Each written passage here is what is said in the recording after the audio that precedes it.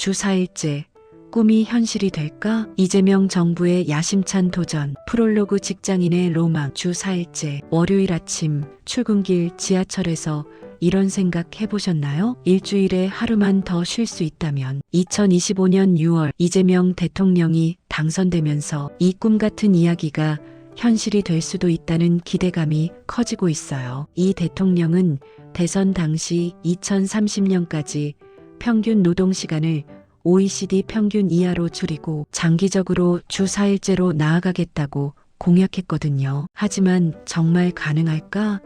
라는 의구심도 함께 떠오릅니다. 임금은 줄지 않을까? 업무 강도는 더 세지지 않을까? 우리 회사에서도 가능할까? 이런 궁금증을 하나하나 풀어보며 주 4일제를 둘러싼 뜨거운 논쟁 속으로 들어가 볼게요. 일장 주 4일제. 대체 뭐길래? 주 4일제의 기본 개념. 주 4일제는 말 그대로 일주일에 4일만 일하는 거예요. 하지만 여기엔 여러 가지 버전이 있답니다. 타입 1, 100-80-100 모델 노동계 선호. 임금 100% 유지. 근로시간 80% 주 32시간. 생산성 100% 유지. 덜 일하고 똑같이 벌자. 타입 2 압축 근무형. 임금 100% 유지. 주 40시간은 그대로.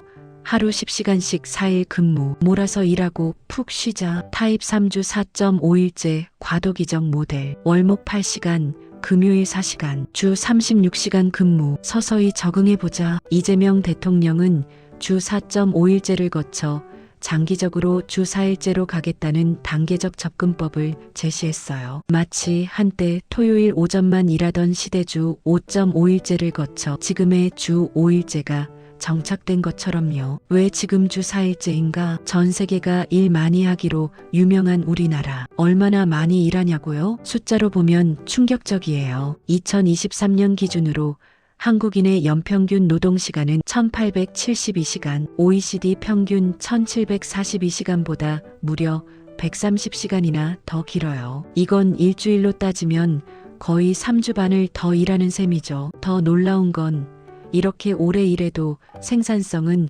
OECD 하위권이라는 거예요. 많이 일한다고 잘하는 건 아니다라는 걸 데이터가 증명하고 있는 셈이죠. 2장 이재명 정부의 로드맵 어디까지 왔나? 대선 공약에서 정부 정책으로 2025년 6월 20일 고용노동부가 국정기획위원회에 주 4.5일제 도입 방안을 보고했어요. 드디어 공약이 정책으로 구체화되기 시작한 거죠. 정부의 작전은 이래요. 1단계 기업 지원 현재 진행 중. 주 4.5일제 도입 기업에 확실한 인센티브 제공, 법 제정보다는 자율적 확산 우선. 2단계 제도화, 2025년 하반기까지 실근로시간 단축 지원법 제정, 2026년 포괄임금제 폐지 입법, 공짜 노동 근절. 3단계 확산, 2030년까지 OECD 평균 이하로 노동시간 단축, 장기적으로 주 4일제 실현. 이재명 대통령은 취임 30일 기자간담회에서 법으로 강제하면 갈등이 너무 크다며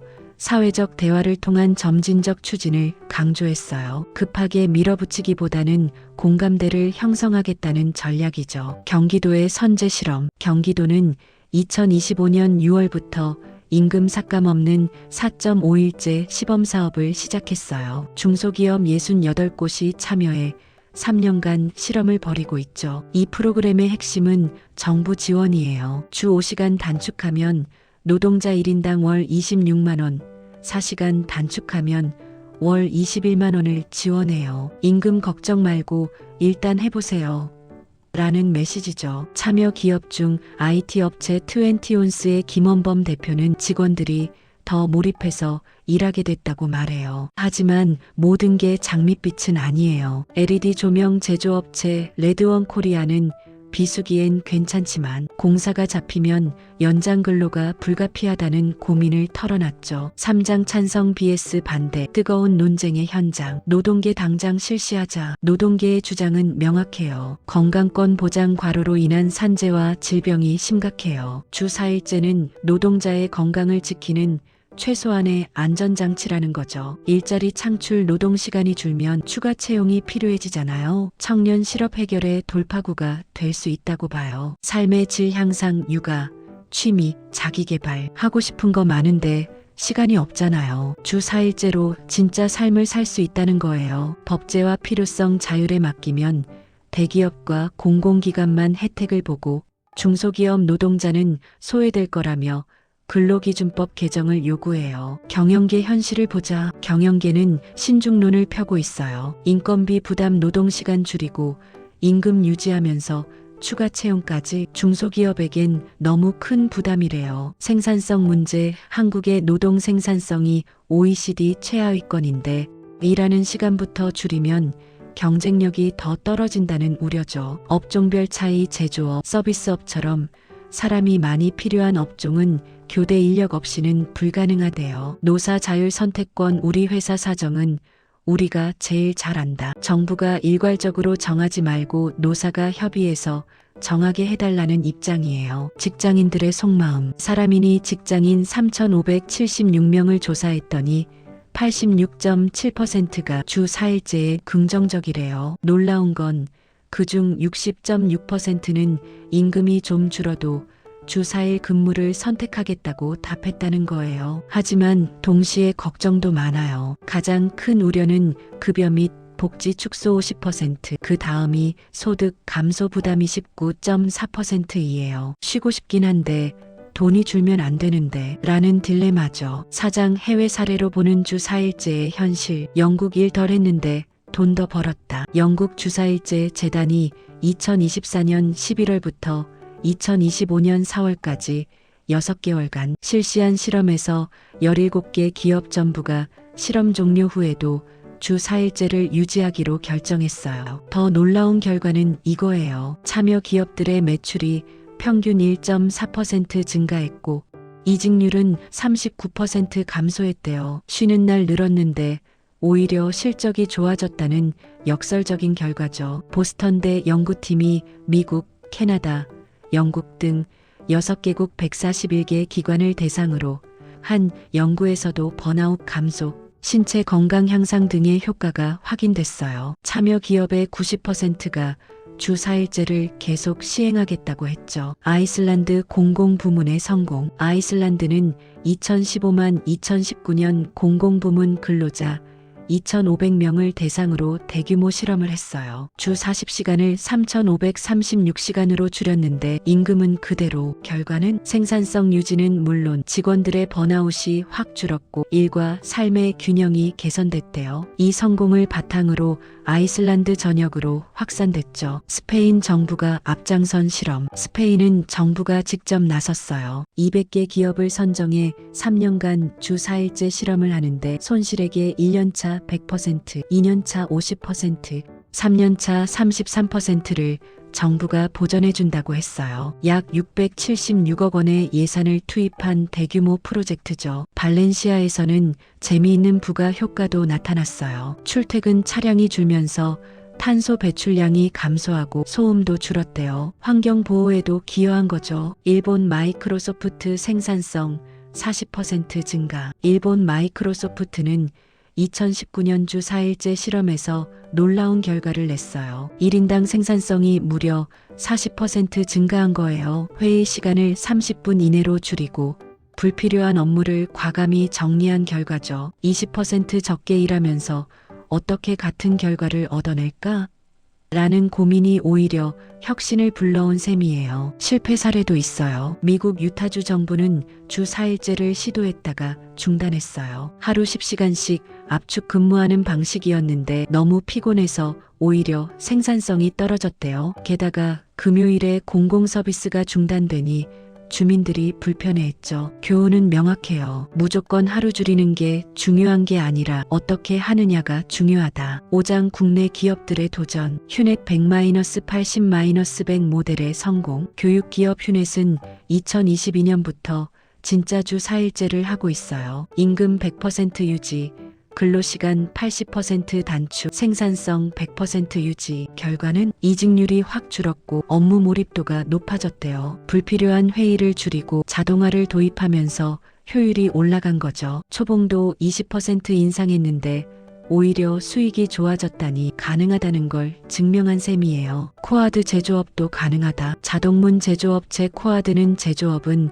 불가능하다는 편견을 깼어요. 연중 4개월은 주 5일째, 8개월은 주 4일째로 운영하면서 영업이익률 20%를 달성했죠. 비결은 비효율 제거와 적절한 인력 충원이래요. 불가능해 보여도 방법은 있다는 걸 보여준 케이스예요. 세브란스 병원 의료계의 실험. 세브란스 병원은 간호사를 대상으로 주 4일째를 시범 운영했어요. 임금은 10% 줄었지만 퇴사율이 0%로 떨어졌대요. 간호사들은 임금이 좀 줄어도 워라밸이 더 중요하다며 만족도가 높았고 환자 서비스 질도 오히려 올랐다고 해요. 대기업들의 조심스러운 첫걸음. 삼성전자, SK텔레콤, 포스코 같은 대기업들도 월 1회 주 4일제나 격주, 금요일 반일 유급휴가 같은 방식으로 조심스럽게 시도하고 있어요. 일단 해보고 괜찮으면 확대하자는 전략이죠. 6장주 4일제.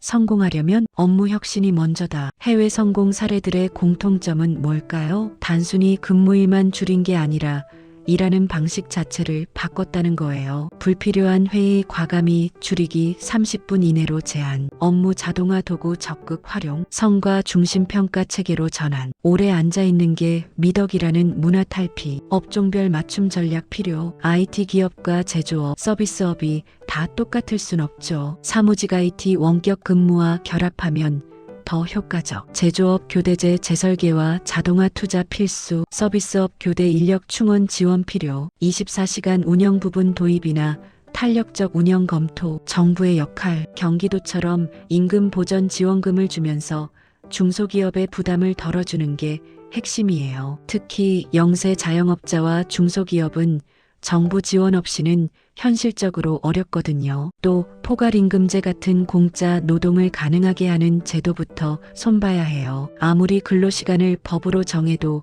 실효성이 없으면 무용지물이니까요. 사회적 합의가 관건. 이재명 대통령이 법으로 강제하면 갈등이 너무 크다고 한 게 핵심이에요. 노동계, 경영계, 정부, 전문가들이 머리를 맞대고 우리나라에 맞는 주 4일제를 찾아야 해요. 에필로그 미래의 일하는 방식. 20년 전만 해도 토요일에 일하는 게 당연했어요. 주 5일제? 그럼 경제가 무너진다?